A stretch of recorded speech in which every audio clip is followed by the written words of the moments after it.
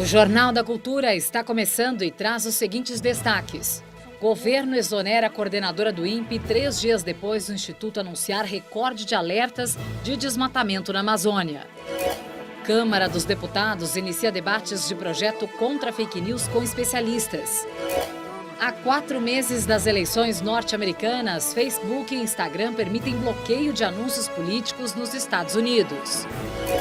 Mortes pelo coronavírus caem pela 3ª semana em São Paulo, que anuncia a volta das aulas presenciais no ensino superior em cidades que estão na fase amarela. Em apenas 4 dias, total de casos confirmados passa de 12 para 13 milhões em todo o mundo. Epicentro da pandemia, a América Latina supera a América do Norte em número de mortes pela doença. Olá, boa noite. E hoje na bancada temos o médico cardiologista Dante Senra, doutor pela Universidade de São Paulo, e o jornalista e apresentador Marcelo Taz. E lembrando que você pode fazer comentários pelo Twitter na hashtag Jornal da Cultura. Boa noite, Taz. Seja bem-vindo. Boa noite, doutor Dante. Boa noite, prazer estar aqui novamente. Prazer é todo nosso.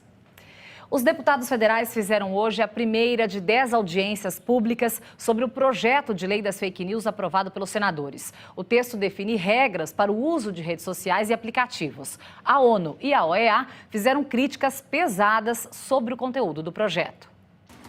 O projeto de lei endurece as regras de uso de redes sociais e serviços de mensagem, determina que empresas fechem contas falsas e exijam documentos de identificação de donos de perfis suspeitos. Em aplicativos de mensagens, contas atreladas exclusivamente a números telefônicos deverão ser apagadas em caso de desativação da linha. Impulsionamento de conteúdos e uso de robôs precisam ser identificados, assim como publicidade eleitoral, que será acompanhada por um conselho público. Para o presidente da Câmara, o texto pode sofrer mudanças. Acho que esse é um debate no momento certo, que precisa ser ampliado daquele ponto aprovado no Senado Federal.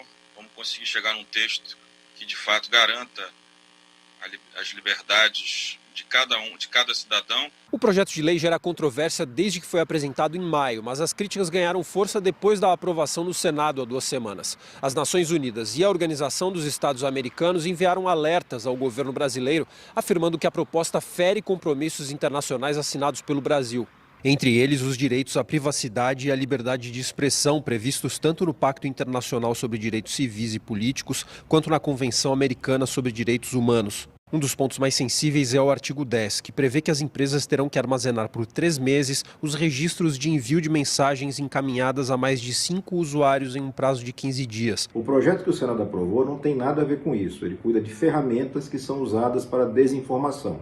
E é nesse sentido que a gente tem absoluta confiança de que ele está adequado para a Constituição brasileira e para os acordos internacionais que o Brasil firmou. Para a coordenadora do Fórum Nacional pela Democratização da Comunicação, esse tipo de medida é ineficaz no combate às fake news e prejudicial para o usuário. O uso ilegítimo e malicioso que tem trazido danos para a nossa democracia e para o processo de debate público, ele não é o majoritário nessas redes sociais. É preciso garantir a privacidade dos usuários, a segurança dos usuários na internet. A Associação das Empresas de Tecnologia da Informação e Comunicação defende que o armazenamento de dados seja feito apenas por determinação da Justiça. Nós precisamos garantir que o objetivo da legislação seja coibir aquele que, de fato, produz a fake news com o intuito do mal feito, com o intuito de enganar e de disseminar a notícia que não é correta. Taz, você acha que a pressão de bolsonaristas contra o projeto de lei das fake news pode intimidar ou até mesmo interferir na decisão do presidente da Câmara, Rodrigo Maia? Eu espero que não, Karen, porque fake news é um assunto muito sério, ela prejudica a vida de todos nós, inclusive dos bolsonaristas. Então, o fake news não é uma coisa que prejudique uma classe específica de gente. E é bom dizer de cara, porque o debate já está muito acalorado, né, que não ter censura não significa ausência de regra. Tem gente que acha que regra significa censura. Não, né? Regra significa vamos combinar que não vamos fazer assim ou assado. É isso que tem que ser debatido. Não tem problema de ter regra, né, para ter um bom debate, uma boa democracia. O fato é, nós estamos vivendo um momento contaminado, né, de fake news, de manipulação de informação. Então, é muito positivo, sim, isso ser debatido agora na Câmara, né, já foi no Senado, e nós entendermos que as eleições, não só no Brasil, no mundo, elas estão sendo manipuladas por fake news, e aí tem uma diferença muito importante, porque notícia falsa é algo que foi criado por um grupo, né, para fazer uma manipulação de um conteúdo e tudo mais. Isso é uma coisa. Uma outra coisa é uma organização, é uma coisa técnica, você monta uma rede que espalha fake news. Como aconteceu agora, o Facebook desbaratou uma rede de quase 100 agentes bolsonaristas, inclusive muitos ligados ao presidente. Isso é técnico, isso não é censura, isso foi descoberto através de uma pesquisa longa de um instituto, de um laboratório que é apartidário. E o que vai ser debatido agora na Câmara não pode ser polarizado. Nós temos que entender que fake news prejudica tanto direita quanto esquerda, prejudica a saúde, né? Quando você tem uma notícia errada sobre remédio. Fake news não ajuda ninguém, então não pode ter partido. Agora, um dos objetivos que a gente está discutindo aqui é a regulação da internet sem ferir a liberdade de expressão, sem que haja censura, como você colocou. Mas não há uma linha muito tênue entre esses dois pontos? Muito tênue, e os temas das especialistas ali são todos muito relevantes. Por exemplo, transparência é o mais importante, ou seja, as plataformas têm que ser cobradas porque elas são as responsáveis, né, por esse conteúdo que trafega, muitas vezes levado por algoritmos e tudo mais. Agora, tem um tema que foi tocado lá que, infelizmente, eu discordo bastante, que é a privacidade. Quer dizer, tentar controlar a privacidade de cada um de nós em 2020, pessoal, a nossa privacidade é frágil demais. Ela é muito próxima de zero. Eu acho que não adianta querer armazenar dados de todo mundo ou não armazenar dados de todo mundo, a diferença vai ser muito pequena. E depois de ser pressionado por usuários e anunciantes, o Facebook estuda uma ofensiva contra anúncios políticos. A primeira medida, por enquanto, vale só nos Estados Unidos. Usuários do Facebook e Instagram poderão ocultar anúncios considerados sensíveis sobre questões sociais, eleições e política. Além disso, a rede de Mark Zuckerberg estaria avaliando proibir anúncios políticos antes da eleição americana, marcada para novembro. A empresa está sob pressão por resistir à moderação de conteúdo. Na semana passada, Zuckerberg disse que o Facebook não deve ser árbitro da verdade.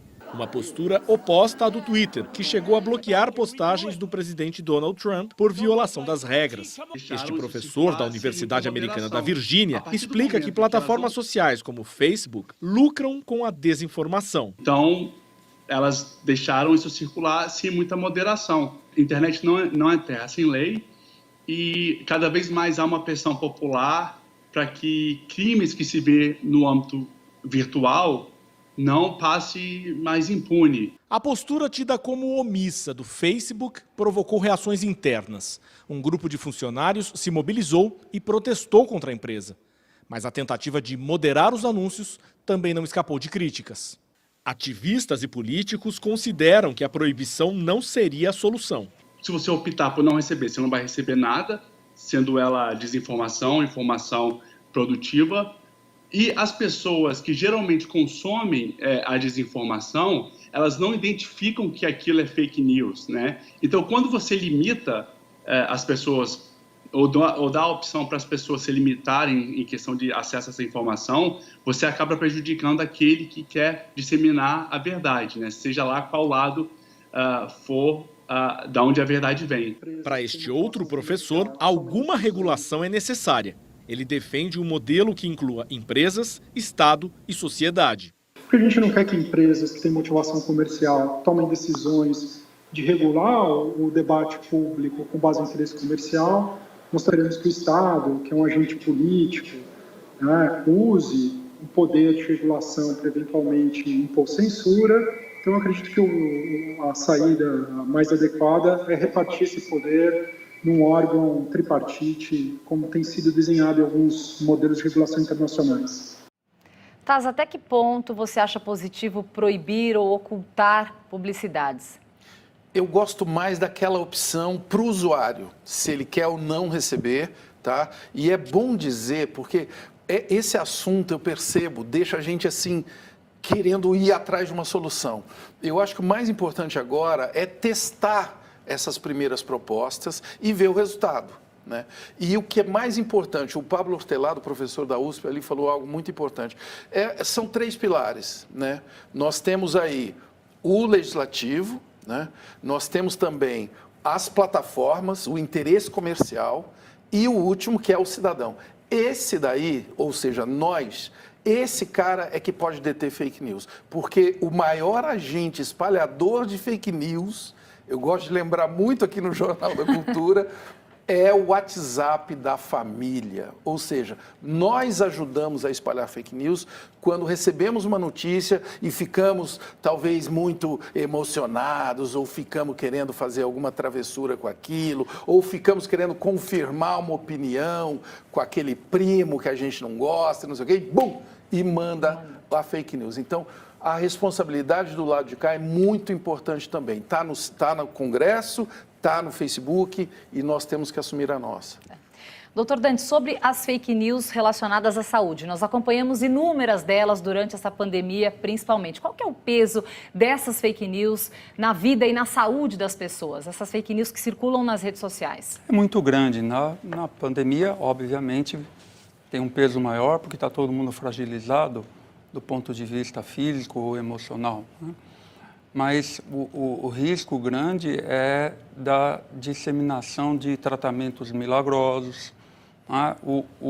de vitaminas para melhorar a imunidade, né? Sem comprovação científica nenhuma, porque a fake news na política agride a moralidade, na saúde nos agride fisicamente, né? E a pessoa que consome essas informações, ela já está fragilizada na saúde pela doença, já está agredida pela doença, né? E ela vai à procura de um tratamento milagroso ou pior, ela já lê sobre a doença e ela já chega no consultório com um monte de informação distorcida, né? Que é um direito da pessoa, mas não é um direito colocar uma informação distorcida, é direito você ler, né? O Ministério da Saúde agora colocou um WhatsApp para que você se informe sobre eventuais fake news. E o Conselho Federal de Medicina e o Regional de Medicina têm se posicionado ultimamente. Recentemente puniu uma médica que propagava e aplicava um soro para melhorar a imunidade na internet, né? Então ela tem um peso muito grande, ela precisa ser coibida sobre todos os aspectos. O governo federal nomeou hoje Luciano da Silva Barbosa Querido para a presidência da Funarte, a Fundação Nacional de Artes. Luciano foi assessor do vereador do Rio de Janeiro, de Carlos Bolsonaro, filho do presidente Jair Bolsonaro. A nomeação foi assinada pelo ministro-chefe da Casa Civil, Braga Neto. Luciano da Silva Barbosa Querido já atuava como presidente interino da Funarte desde 7 de maio. Ele assumiu o posto após a saída do maestro Dante Mantovani, que teve a nomeação revogada no mesmo dia. O novo presidente da Funarte já foi assessor do vereador do Rio de Janeiro, Carlos Bolsonaro, entre 2002 e 2017. No início de julho, o Ministério Público Federal entrou com uma ação que pede a suspensão da nomeação de Querido. Segundo o MPF, Luciano, que é bacharel em Direito, não possui formação e experiência suficiente para o cargo. Por lei, para ocupar cargos desse nível, é necessário que o candidato comprove experiência mínima de 5 anos em áreas correlatas. O Brasil registrou de ontem para hoje menos de 800 mortes por Covid-19. Essa baixa se dá com a redução do lançamento de dados por causa do número menor de funcionários de plantão durante o fim de semana. Em Mato Grosso do Sul, o número de mortes por Covid-19 está aumentando, mas a taxa de isolamento social é uma das mais baixas do país. No final de semana, a polícia flagrou várias festas clandestinas em chácaras e sítios. No estado vizinho de Mato Grosso, o número de casos e de mortes é maior. A taxa de ocupação de UTIs da rede pública está em 98% e mais de 100 pessoas estão na fila de espera por uma vaga. Em Teresina, capital do Piauí, o governo bloqueou o centro da cidade para o tráfego de veículos de segunda a sábado, das 6 da manhã às 6 da tarde. A interdição é por tempo indeterminado. Mais de 6.000 trabalhadores foram infectados pelo novo coronavírus em frigoríficos do Rio Grande do Sul. Segundo o Ministério Público do Trabalho, o crescimento é de 40% em pouco mais de um mês. 17 pessoas que tiveram contato com trabalhadores morreram de Covid-19. De acordo com o consórcio de veículos de imprensa, o Brasil tem 1.887.959 infectados e 72.921 mortes registradas. Na contagem da imprensa, no último dia, foram 21.783 casos confirmados e 770 mortes. Já segundo o Ministério da Saúde, o Brasil tem mais de 1.880.000 casos confirmados e 72.800 mortes. Em 24 horas, foram mais de 20.000 casos novos e 733 mortes. Pela terceira semana seguida, caiu o número de mortes pelo novo coronavírus no estado de São Paulo. Nas últimas 24 horas, foram registradas 59 mortes e 2.610 novos casos. Ao todo, o estado registra 374.000 casos confirmados e 17.907 mortes. Universidades e escolas técnicas estaduais podem retomar aulas práticas presenciais nas cidades que se mantiverem por 14 dias seguidos na fase amarela do plano de reabertura da economia. As instituições que decidirem retornar às aulas presenciais deverão respeitar protocolos sanitários e com, no máximo, 35% dos alunos matriculados. As instituições vão definindo quais são as suas prioridades. Se 35% não cobre todos os estudantes que precisam estar em laboratório, a universidade, a instituição de ensino, deverá priorizar aqueles que estão mais próximos da formação final. Doutor Dante, nós podemos ficar otimistas com a queda no número de óbitos em São Paulo e com a diminuição da taxa de letalidade ou ainda há chance de uma reviravolta? O Brasil conseguiu interromper a escalada acelerada do número de mortes, mas ainda num patamar muito elevado. O que a gente ainda não conseguiu reduzir é o número de pacientes contaminados, em torno de 40 e poucos mil por dia, mas a velocidade da aceleração também reduziu. O que a gente pode ficar mais animado é que nós reduzimos o que se chama taxa de contágio, que os médicos chamam de R0. No começo de abril, nós tínhamos uma taxa em torno de 2,5. Isso quer dizer, cada pessoa contaminada contaminaria 2,5 pessoas, ou 2 pessoas contaminariam 5 pessoas, melhor explicando. Hoje, essa taxa de contágio está em 1,11. Se considera adequada para se flexibilizar a quarentena quando essa taxa é abaixo de 1. Países como a China flexibilizaram quando estava em 0,3, a Alemanha em 0,7. E conseguimos também reduzir o número de subnotificações, que já esteve em 10% o número de subnotificação e hoje está em torno de 40% o Brasil consegue notificar. Sim. Agora, sobre a possibilidade da volta às aulas presenciais em algumas cidades de São Paulo. E dá para dizer que o ano, então, não será perdido? Ainda não dá, né? O que é mais grave na questão das aulas remotas são as pessoas que não conseguem acesso. E infelizmente, muita gente ainda no Brasil, o acesso no Brasil é tão desigual quanto a própria desigualdade. Agora, muita gente aproveitou o período da pandemia, né, e aperfeiçoou a educação. Isso é a boa notícia, né? Nós vimos que é possível criar metodologias, né, e que os alunos, inclusive alguns, acompanham, os privilegiados, né, que têm acesso, eles conseguem acompanhar melhor as aulas e tudo mais. O ano perdido vai depender muito de duas coisas, né?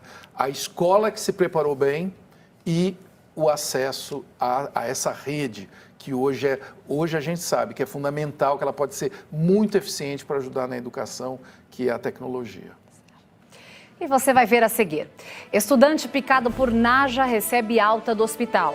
E ainda, governo exonera a coordenadora geral por monitorar desmatamento da Amazônia no INPE. Nós voltamos já, não saia daí.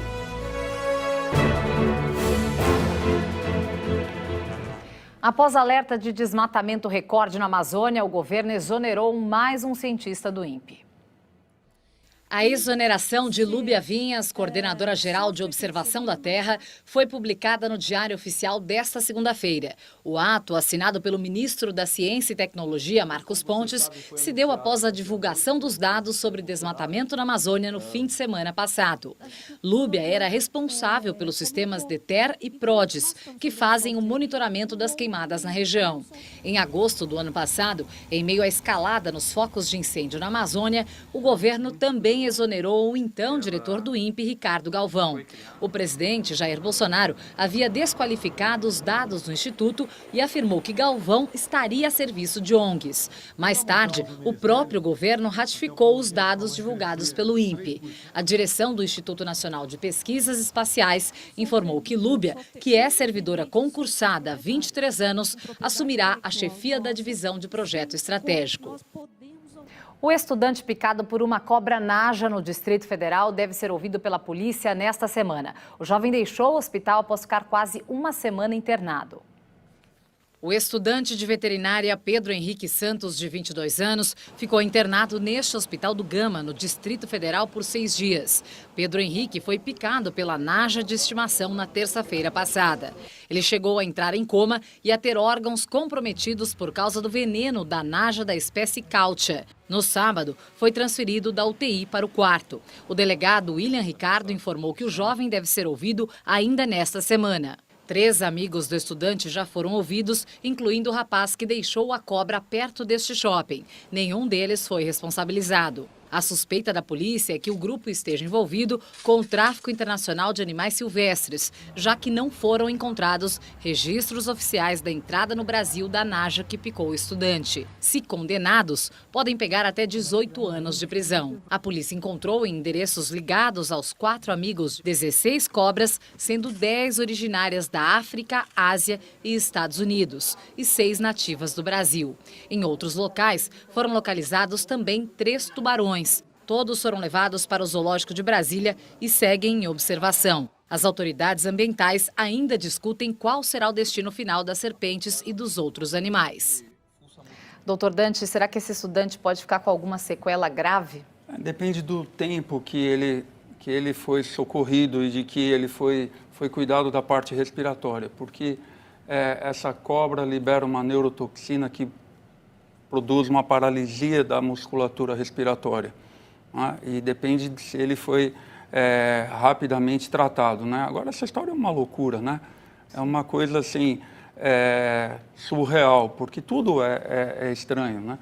Quer dizer, primeiro, como que os pais não sabiam que ele criava cobra em casa, né? Eu estava brincando aqui com o Tass, que não saber que você entra numa rede, que o seu filho entra numa rede social já é um pouco complicado. Agora, não saber que ele cria cobra em casa e depois a cobra aparece próximo ao shopping center, colocada na rua, é de uma irresponsabilidade, né, que tem que ser investigado, sem dúvida nenhuma.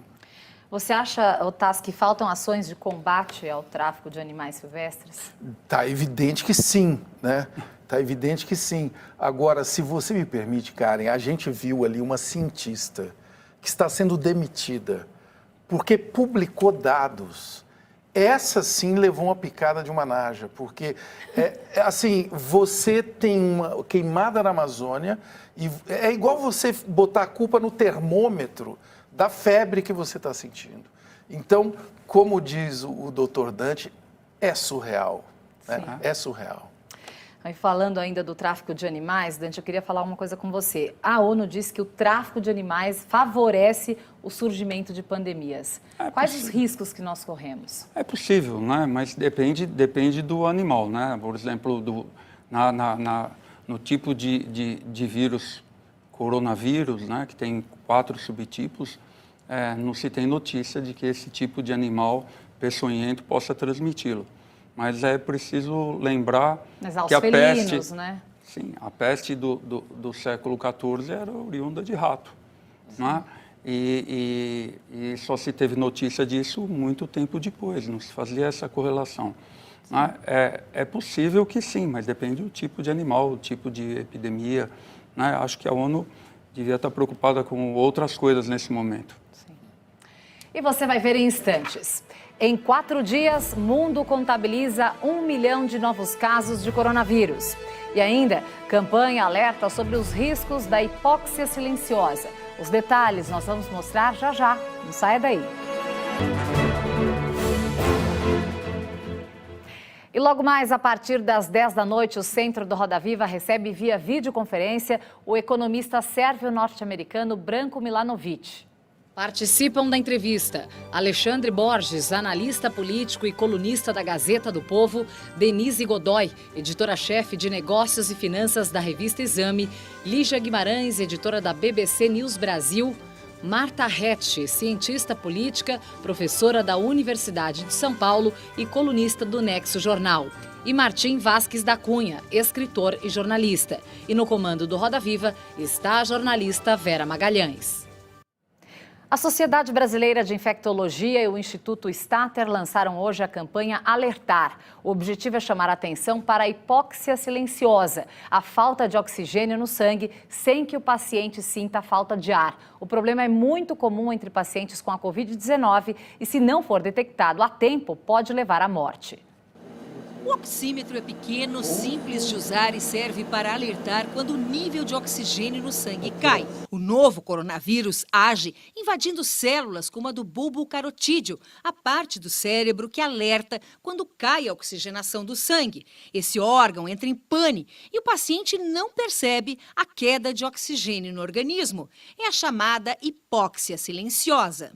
As chances de recuperação são maiores quando os doentes são tratados antes de terem os pulmões seriamente comprometidos pela Covid-19. Por isso, a importância de medir com frequência o nível de oxigênio entre as pessoas que apresentam os sintomas da doença, principalmente os idosos e os que têm comorbidades como diabetes. Nós observamos nos Estados Unidos, principalmente com a comunidade latina, que não tem dinheiro, não tem acesso, não tem plano de saúde, né, para ter acesso ao serviço de saúde americano, e morreram também muito em casa, porque iam tendo falta de ar, que é o grave sintoma da Covid, né?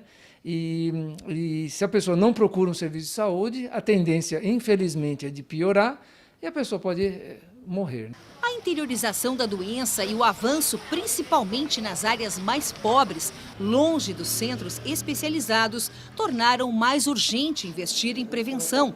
Por isso, a Sociedade Brasileira de Infectologia e o Instituto Stater lançaram nesta segunda-feira uma campanha Alertar para conscientizar sobre a hipóxia silenciosa. Em abril, nós detectamos que boa parte da mortalidade tanto dos Estados Unidos quanto da Europa, aconteceu fora do ambiente da UTI. Hoje se sabe que isso foi devido à hipóxia silenciosa. Então, o objetivo nosso, junto com a SBI, é, primeiro, conscientizar as pessoas da importância de acompanhar a oximetria e, segundo, é preparar as comunidades para fazer esse acompanhamento e poder levar os pacientes para os hospitais de maneira prematura.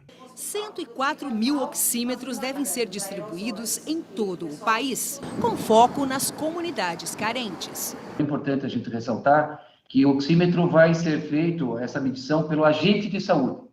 Esse agente de saúde, preferencialmente, é um profissional ligado à Secretaria Municipal de Saúde. Mas nós sabemos que muitas secretarias municipais não têm agente de saúde suficiente. Então, nós vamos capacitar líderes comunitários justamente para ele poder e aferir a medida desse paciente com Covid. As pesquisas que nós fazemos sempre mostram sempre que a segurança e a saúde são os pontos mais importantes e de maior atenção nas favelas. É importante democratizar o oxímetro, já que a gente não consegue democratizar a saúde para todo mundo. Doutor Dante, já que muitas pessoas se sentem bem, mesmo com a falta de oxigênio no sangue, a medição com oxímetro deveria ser obrigatória nessa pandemia? Pelo menos disseminada, de forma mais clara, né? Eu não sei exatamente como vai ser a metodologia de aferição, né? Não sei se vão aferir na população, em conjuntos populacionais específicos, ou se o ideal talvez fosse no paciente sabidamente contaminado, que você consegue avaliar a evolução, porque as chances de recuperação são muito maiores quando o paciente tem oxigênio alto, quer dizer, antes do oxigênio cair. E, curiosamente, a gente tem visto uma dissociação da clínica, do quadro clínico com o nível de oxigênio. Os pacientes chegam falando ao celular, o que se não vê em outras doenças. Eu tenho dito que os virologistas vão perder alguns anos para entender a biomecânica desse vírus, porque é muito tudo novo para a gente. Quer dizer, em outras doenças, absolutamente você não vê isso. Não é? Hoje o paciente chega falando ao celular e você põe o oxímetro, o oxigênio está lá embaixo.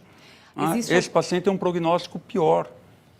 E existe alguma faixa etária que seja mais acometida por esse tipo de problema, pela falta de oxigênio no sangue? Não, existem os pacientes que já têm comorbidades. Né? Eu tenho dito que, se você permitir, o legado, talvez positivo, se é que tem algum dessa pandemia, é que as pessoas percebam que as pessoas que tinham as suas comorbidades sob controle, não tinham obesidade, tinham hipertensão controlada, tinham diabetes controlado, tiveram um poder de enfrentamento muito maior. E isso é importante dessa doença, porque essa não é a primeira e, infelizmente, não vai ser a última pandemia que nós vamos enfrentar.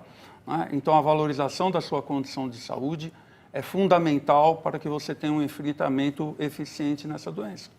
Algumas pessoas que sofrem de doenças pulmonares crônicas estão se queixando da falta de oxímetros no mercado. Já está faltando oxímetro, até por conta de ser algo bem acessível, né? Então as pessoas estão buscando mais o oxímetro. O que essas pessoas que sofrem dessas doenças podem fazer? Existe algo que substitua o oxímetro ou não? Não, não existe. Isso é um aliado importante da terapia intensiva.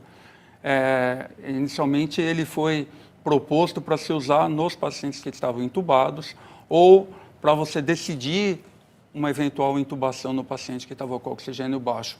E depois ele foi disseminado para a população, os pneumologistas utilizam muito, deixam com os pacientes que têm doenças pulmonares obstrutivas crônicas, asma, bronquite, enfisema, para que eles saibam o momento de procurar um médico.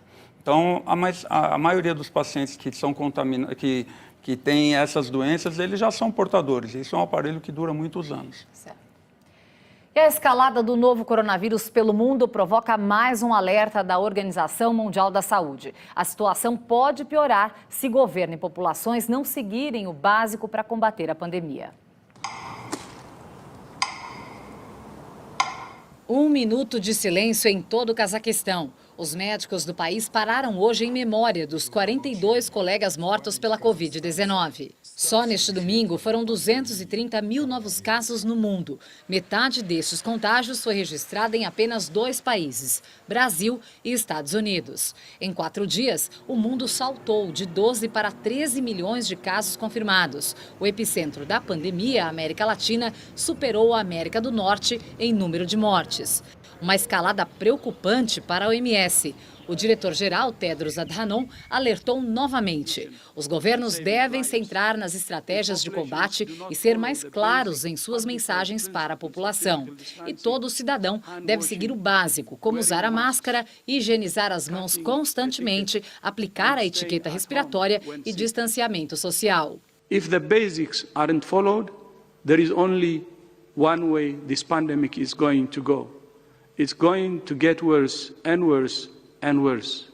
Mas o dia não foi só de más notícias. A Rússia está perto de distribuir a tão esperada vacina contra a Covid-19. O país anunciou que concluiu a primeira fase de testes com bons resultados de segurança e deve entrar na última fase em agosto. Pela primeira vez, Nova York, nos Estados Unidos, não registrou nenhuma morte pela Covid-19. Mas as autoridades pedem atenção a uma possível segunda onda de contaminações por causa do aumento de casos no país. E o novo normal chegou a Hollywood. As produções do cinema americano estão sendo retomadas, mas com todas as medidas de restrição em cada set de filmagem.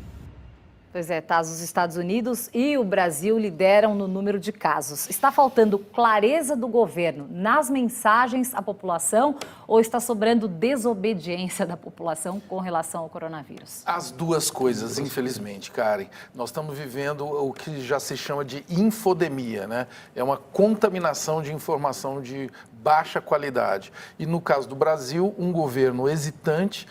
Quem é o ministro da Saúde, por exemplo? Vocês sabem, não?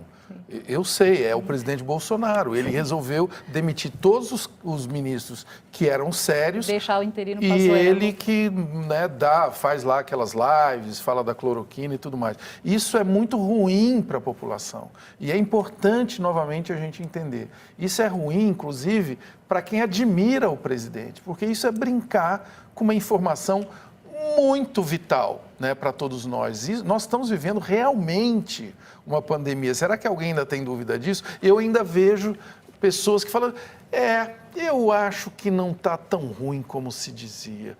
Tem gente que ainda duvida, né, dessas medidas de usar máscara, por exemplo. A máscara agora, ela não é necessária, o governo diz que não é necessária nem dentro dos presídios, que é o lugar onde mais tem foco. Alto risco de contaminação. Os negacionistas também. Agora, doutor Dante, pelo jeito, então, a tão esperada e tão sonhada por todos nós, vida normal ainda está longe de acontecer, né? Está longe. Vida normal, a gente tem dito que são tempos de anormalidade, né, e não tem como ter vida normal. Né, se é que o que a gente vivia antes era normal. Né, espera-se outras ondas. Né, aqui em São Paulo, por exemplo, se contaminou muito, o número aumentou muito de contaminados no interior. Esses pacientes estão vindo para São Paulo. Né, as ondas costumam ser menores, porque já tem um número alto de pessoas que já tiveram a doença, né, mas a gente vai ter que se acostumar com esse estilo de vida por algum tempo ainda, pelo menos até o final do ano. E até que tenhamos uma vacina, né? Até que tenhamos uma vacina. Existem inúmeras vacinas outorgadas no Ministério da Saúde, mas nem talvez uma de Oxford prevista para esse ano. Vamos torcer, então. Vamos torcer. E nós agradecemos a presença do médico cardiologista Dante Senra e do jornalista e apresentador Marcelo Taz. Boa noite, senhores. Boa Obrigada. noite, Karen. E até a próxima. Boa noite. Obrigado.